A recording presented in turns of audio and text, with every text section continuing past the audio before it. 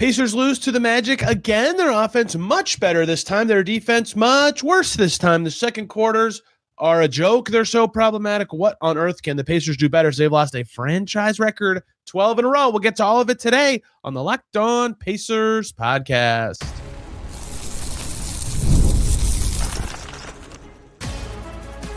You are Locked On Pacers, your daily Indiana Pacers podcast, part of the Locked On Podcast Network, your team every day. What's up, everybody? Happy Monday, and welcome into another edition of the Locked On Pacers podcast, where we, of course, talk about the Indiana Pacers. As always, my name's Tony East. I cover the team for Forbes and Circle City Spin, and today, loss number 12 in a row for the Pacers, a fourth quarter lead in Orlando. They once again do not finish. They have their last 5 fourth quarter leads. They have lost the game in.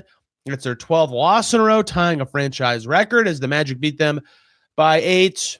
You know the story. If you've watched any Pacers game for the last month, you know the story. They play really good for, I'd say, 35 to 40 minutes. They play god-awful for a long stretch, and it costs them, and it's becoming a theme when it's happening in games. Now we got to talk about the second quarter, the offense being better, the defense being not better, the rotation kind of changing again.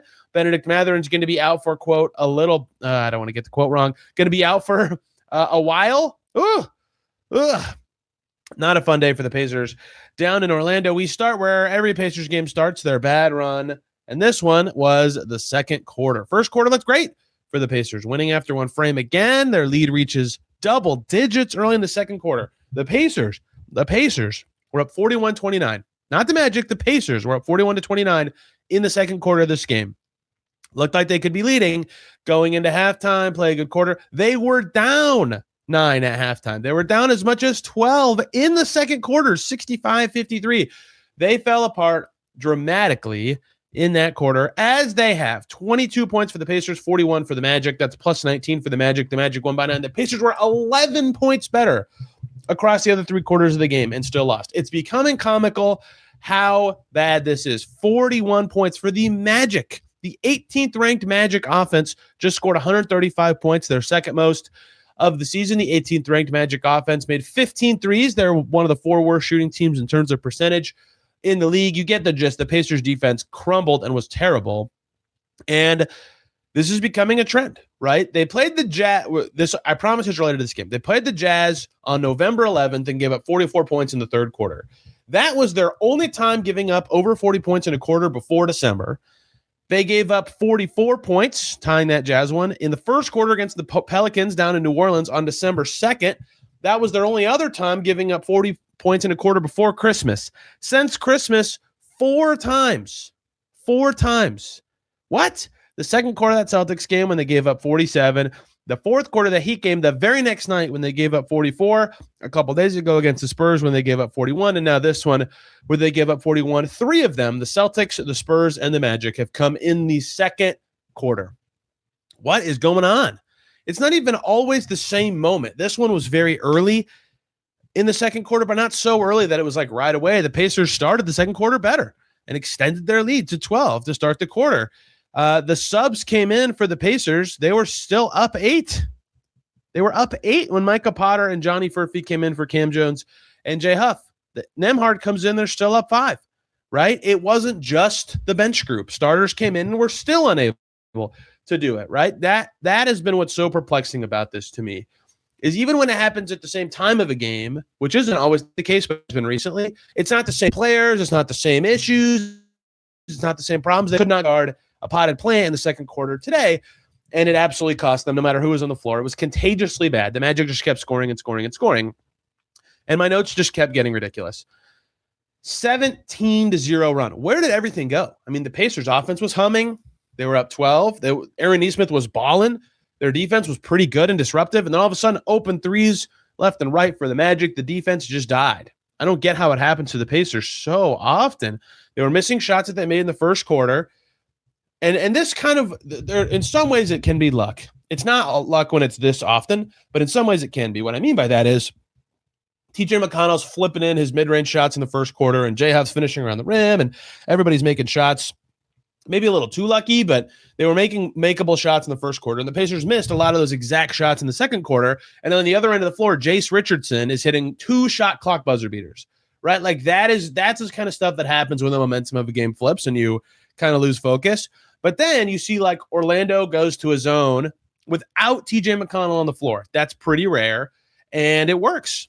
It slows like one of the next possessions, Micah Potter is supposed to flash up into the middle of the zone and kind of fades away. And Andrew Nembhard thinks that his first step is him coming up towards the middle. So he throws the ball into the middle, and Micah Potter's not standing there, and the Magic just get the ball, right? Like it was that kind of stuff that just made it so easy for the Magic to turn their defense into offense. But the Pacers defense stunk.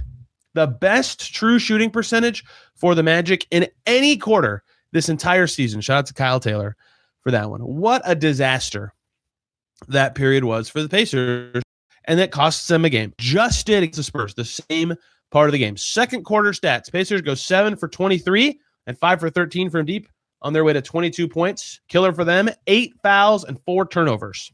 The Magic in the same quarter used those 8 fouls to take 14 foul shots.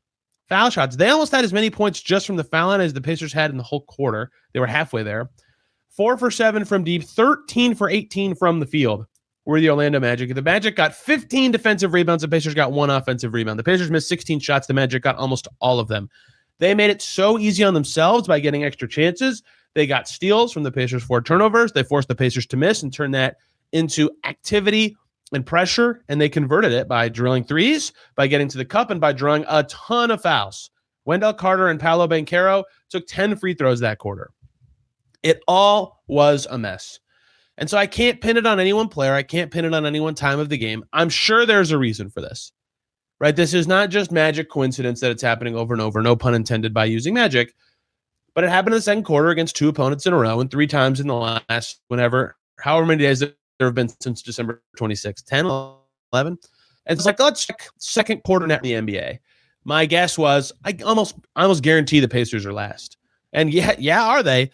Pacers, last 10 games, second quarter net rating, minus 27.2. Only the Pelicans and Kings are also below minus 20. 10-game sample of a quarter, you're going to get some crazy numbers. That's insane. Defensive rating, they're ranked 27th. Offensive rating, they are ranked 29th. Horrible. That's not to say they haven't been good. They've lost every game they've played among their last 10 games. First quarters, though, not nearly as bad. Right? I bet none of their quarters are close to minus 27. I'll pull them up for context while we're talking. But they're the worst second quarter team in the league right now. For the season, I believe they're 27th or 28th in second quarters. But basically every bad team, and the Cavs are bad in certain stretches, and that stretch being one of them. But it's dreadful. It is absolutely dreadful how bad the Pacers have been in this period, and it is absolutely costing them games. They have got to figure this out because they surged out of it. Right? They came through that and got the lead back, right? They start the second half with 5 made layups and 2 free throws, 7 made shots in a row. They scored every possession for like 5 minutes. Even when they missed, they got the offensive rebound and scored. It was like, all right, here go the Pacers, a comeback. Their offense keeps humming and humming. And their 42 points in the third quarter was a season high, and they get the lead again in the fourth, and their offense dies again. Andrew Nembhard misses 2 free throws, 3.5 points without scoring right after getting the lead. Then they start scoring again, but it was too late. And all that would have been fine. All those stretches would have been less painful. If the 17-0 run of their dreadful fourth quarter wasn't 12 bad minutes, it was like 6. If it was like 6 bad minutes, they probably win the game. But instead, it was so brutal that their awesome second half and spirited comeback was not enough. Last 10 games, Pacers net rating in first quarters, 10th in the league. Plus 3.5. They had another good start in this game. Second quarter is obviously last at minus 27. Third quarters, if this ever updates, it took forever last time to get the first quarter stats, so I'm just going to assume it's going to take forever. But just for a comparison, right? They're good in first quarters. It's insane how bad these stretches are. It's also insane when they're juxtaposed with really good play to start every game, and then they can and do play well enough to fight back in and make you think, wow, this team is good. This team they're not good, but this team is capable of things. Individual and team level, they show something of significance every game, and they also show the lowest floor you've ever seen. 27th ranked third quarter net rating. That's really low. It's only minus 10.2. That's 17 points better than the second quarter. If you have, I'm sure you catch my drift by now, but when you see it, it's plus 3.5 in the first, minus 10 something in the second, and minus 27 in the second, minus 10 in the third. It's just brutal. They've got to figure this out. They just absolutely have to. Different starters, different rotations, doesn't matter. It doesn't happen at the same time every game. I don't have a good theory yet. I would like to come up with one, or at least ask Pacers players and Rick Carlisle what their theories are, because it's costing them games. And this is like the worst way for this team to be losing, is inexplicably, because they learn nothing from it. And sure, their draft odds improve, and that's fine in this season. That's good in this season. But they need to be getting something out of this. If they're not getting development out of young guys, they're getting some. Ben Shepherd's playing well, right? Cam Jones is playing real minutes again. Johnny Furphy's defending well, but it's not a lot. And they're losing and learning nothing. This is tough. They need to figure out something and find some solution, because they have now lost 12 games in a row. Finally, NBA.com has decided to load fourth quarter net ratings for the Pacers last 10 games, minus 11. So second quarter is their worst by 16 points per 100 possessions, and 12, which is just one over their fourth quarter net rating, is the number of games the Pacers have lost in a row. That ties a franchise record.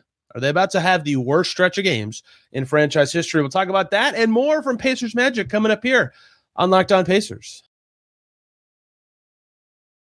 But first, everybody, I got to talk about Prize Picks. This episode is brought to you by Prize Picks. Whether you're starting a new routine or jumping into player projections for the first time, try something new. Trying something new can feel like a challenge, but with Prize Picks, it always feels good to be right. With high-pressure football matchups every weekend, elite hoops action almost every night, the action never slows down, and Prize Picks lets you stay in control. It's the best daily fantasy app that makes watching sports even more exciting by letting you build lineups based on player projections. No drafts, no waiting. Just pick more or less and play your way. Get started on Prize Picks. It's quick and simple. The app is super easy to navigate. It makes watching games more engaging, especially when you're following individual player performances. The flexibility with their flex play options let you get paid even if one pick misses, and the early payouts feature is a game changer. Even if a player starts hot, you can cash out before the game ends. So download the Prize Picks app today. Use the code LOCKEDONNBA to get $50 in lineups after you play your first $5 lineup. That's code LOCKEDONNBA to get $50 in lineups after your first $5 lineup. Prize Picks. It is good to be right.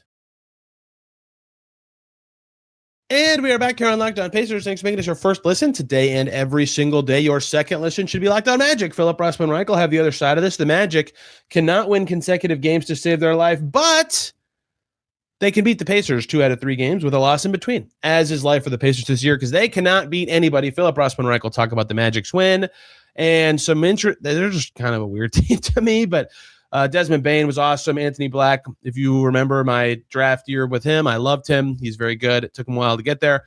Philip Rossman-Reich will have more on the Magic and their win over the Pacers. 12 losses in a row for the Pacers. Second time since I've covered them this has happened. This happened at the end of 2022 into 2023. That actually spanned 2 seasons. They lost 10 in a row. They drafted Ben Mathurin. They lost the first 2 games of the next season and then won their third game at home against the Miami Heat. But they've had 4 12-game losing streaks within 1 season. They won the 13th game every single time before. Every single time it was at home. They beat the Pistons to go to 1-2 when the first time this happened. They beat the Pistons again 2 times ago. This happened to go to 17-14. They beat the Sixers at home 3 times ago. This happened to go to 21-57, and they beat the Spurs at home to go to 12-40 the first time they lost 12 games in a row. This is all to say, if you're losing 12 games in a row, as the record suggests, your team probably stinks, and you got to beat a team at home. The Cavs are their opponent. The Cavs are playing better, but not good still. A chance for the Pacers, certainly, but man, would it be wild to go from finals to this. And I've been tracking all season the record of every single team in the finals the following year, trending toward the worst win percentage of any team that made the finals the year before. Currently, they would have it if the season ended now, 5 percentage points below the San Francisco Warriors in 1964. I tracked every single team to see where they would be, all champs and runner-ups. And yikes, it's not good. And this loss was not good either. 135 points allowed, bad, but their offense was better. Like, some legitimately good or interesting things happened in this basketball game that if you're the Pacers, you're like, yeah, okay, hopefully that can maintain. Now, that's been the case for them a lot, and none of it has maintained. But let's talk about a lot of the things that happened in this game, a lot of the individuals, the reasons why I had a lot of positive notes in this game, basically outside of the Magic shooting 11 for 20 from the field. and Banchero, who's a 24% free throw shooter, hitting them. Most of my notes were like, yeah, kind of good stuff from a lot of guys. So let's do the one last negative one to stay on theme one more time. Ben Mathurin did not play. Not fun. Not good for the Pacers. They had 6 guys for the third time, and it's over. And they're back to 5. Johnny Furphy starts in his place, and Rick Carlisle saying pregame, not postgame, that, quote, it could be a while. We'll be tracking how they look without him. He was amazing to start the season. Then he's been playing with a toe. And Michael Scott reported the thumb's been bothering him for a while. That would also explain some of his recent play. So very hard to judge basically anything that he's done the entire season. And that's really hard when you have to decide on that guy's future beyond this year, basically in the next month, and if not in the summer. That's a huge bummer. So hopefully he can either play again before the deadline or play again healthy at some point this year just to get a fair assessment of what he's doing. But a huge bummer for a guy that had a really important season coming and gets hurt. You never know what's happening. Okay. The hot start was awesome, and the connected defense early looked good too, which is really crazy to say for a team that completely fell apart in the second quarter, because I thought they looked awesome to start the game. I mean, their best players were all rolling early. Andrew Nembhard, 5 first quarter assists, no turnovers. Aaron Nesmith, we'll get to individually in a second, but was tremendous in the first quarter of this game. Pascal Siakam with 5 points and 4 rebounds in his first quarter stint. Then off the bench comes Jay Huff, who we'll get to in a second. Ballin, TJ McConnell making stuff. They looked really good early. If it was not for Anthony Black getting the ball through the net very often, the Pacers would have been up big after the first quarter. And they were looked good on both ends. And lo and behold, in the third quarter, their offense looks good again. I talked about their comeback at the end of the first segment, that they did get the lead back. They were winning in the fourth quarter of this game, because this third quarter, the Pascal Siakam and Andrew Nembhard show is just amazing. Siakam with 20 points in the third. He made 8 shots in just that period. He played the whole quarter. Andrew Nembhard played 9.5 minutes and had 13 points and 3 assists. They were cooking, right? 42 points, their best quarter of the season. There were long stretches of this game where the Pacers' offensive connection was great, just great. And their defense was good in the parts of the first quarter and fourth quarter. The second and third were obviously awful. It's very inconsistent. But that was the highest level of offense, especially from their best guys and just general ball movement, that we've seen in a while. There were some clunky moments with some bench units on the floor, or with like heavier bench units on the floor. Undeniably, the Pacers are not a good team. They're going to have clunky moments basically every night. But it was encouraging to see them on a warm but not like blazing hot shooting game at 44.1%, score 127 and like get to the paint and cause pressure and look like a threat all night, right? That was a good thing to see. 52 points in the paint for the Pacers, 35 bench points. They were running in transition. They were getting to the shots they liked, 12 fast break points.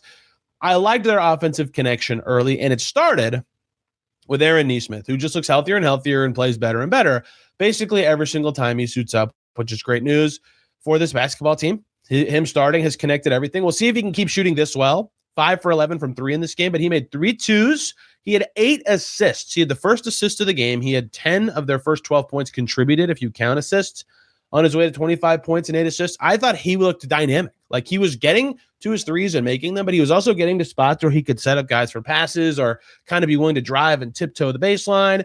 He looked awesome in this game. And the way he was moving and passing and defending and doing everything, they put him on Banchero all the time. I mean, he looks great. And we all collectively, including me, have kind of discounted how much a wing with kind of pop and pace, for all the things Ben Mathurin and Jarris Walker have, it's not, they don't add pace to the game. Nesmith does.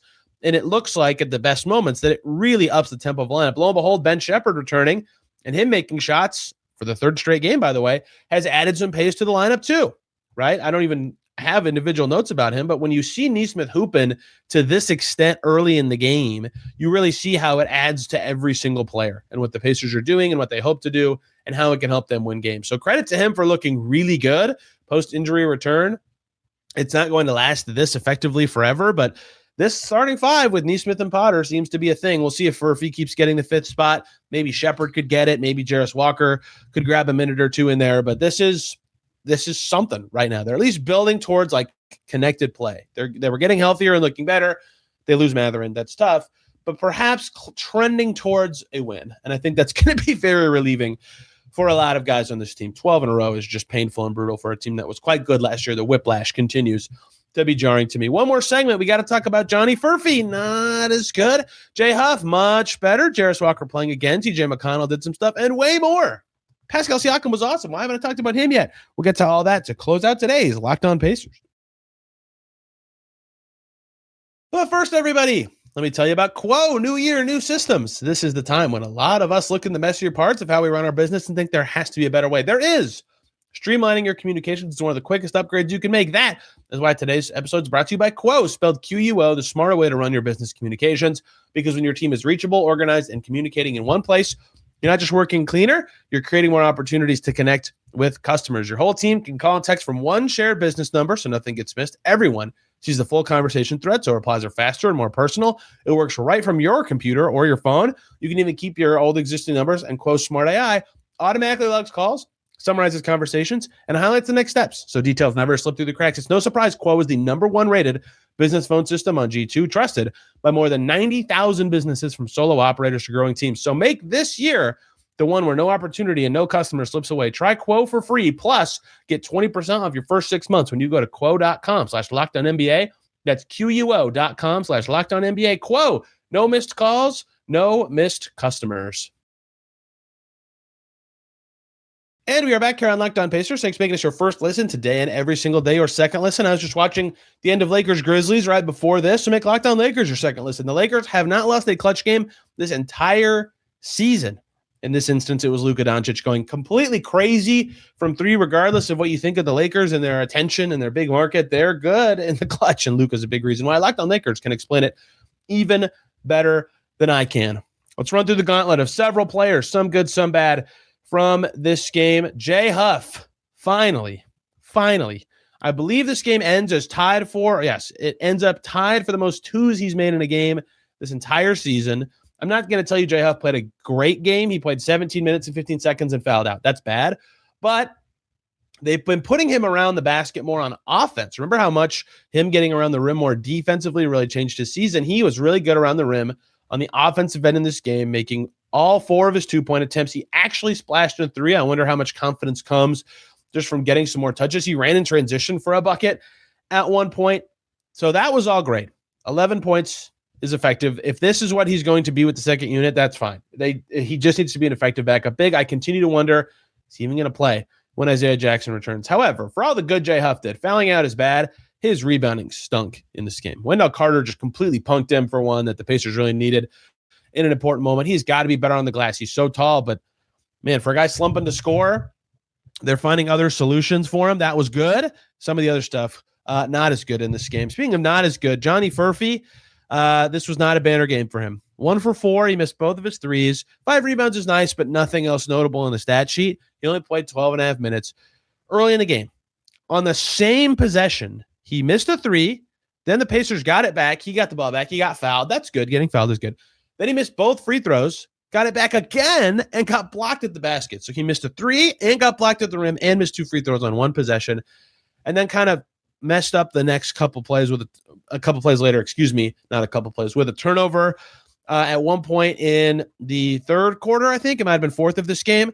Pascal Siakam was literally telling Johnny Furphy to cut into the open lane to keep the offense moving and clear things out for Siakam, who was just balling. I think it was the third quarter. Furphy's been playing well. His defense is ahead of his offense right now. It was not a banner game for him. He looked a little, not overwhelmed, but just like the game was too fast, right? And the game slows down for everybody at some point. He's played less than 60 games in his entire career. Maybe he's reached 60 by now. So I'm not saying this is like some massive problem with his game or development, but he did have the first game I felt in a while where like, man, things are moving a little too fast for Johnny Furphy right now. Not moving too fast. TJ McConnell, he looked awesome early. He was sticking mid-rangers. The island of ball magic defense of kind of like letting guys get a little bit into the lane, but they're going to guard you one-on-one the whole time. Is good for TJ McConnell. He can get to his shots. He went 5 of 9. He had 5 assists, only 2 turnovers.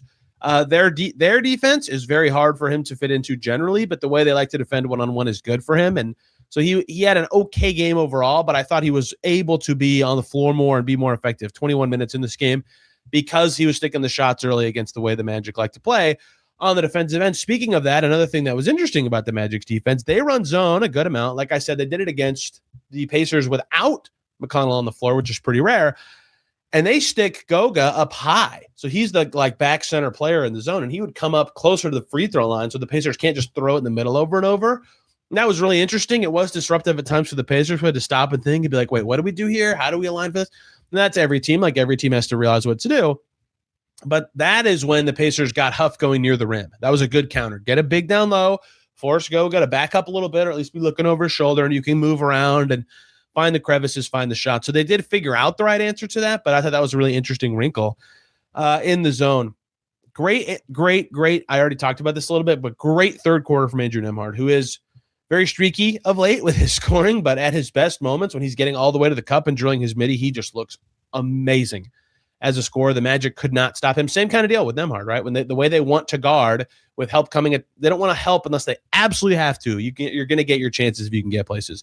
I was amazed post game. I'm organizing my notes. I take notes in Google Sheets and then I like drag them into like columns of, similar topics. And I was like, man, Pascal Siakam was just incredible. He had 34 points on 21 shots, 7 rebounds, 5 assists. And I have like no notes on him. He was just emotionally guiding in this game more than he has, and leading and balling and playing a whole third quarter. So his rotation was different in the second half, and he still came in and was cooking down the stretch.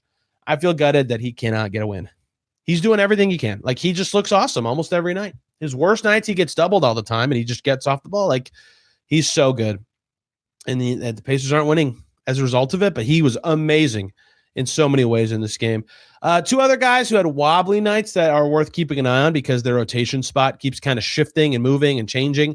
One is Micah Potter, who started again. That's the right choice, as I said the last time it happened, not only because the other Pacer centers are either hurt or not playing very well, because he's playing pretty good in this game for Micah Potter.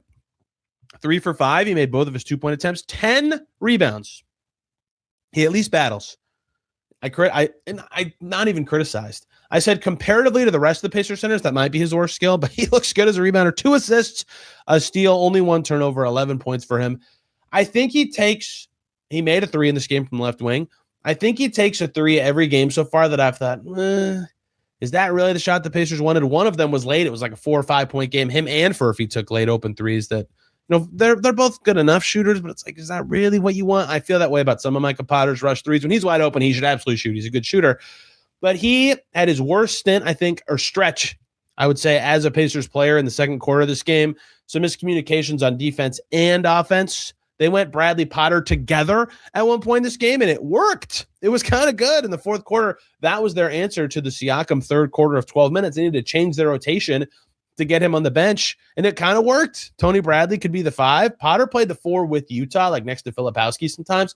So he did okay in the role. It was kind of interesting. Okay, we'll see if that's ever a thing they go back to a single time. I kind of doubt it because it took Pascal Siakam cooking to make it happen.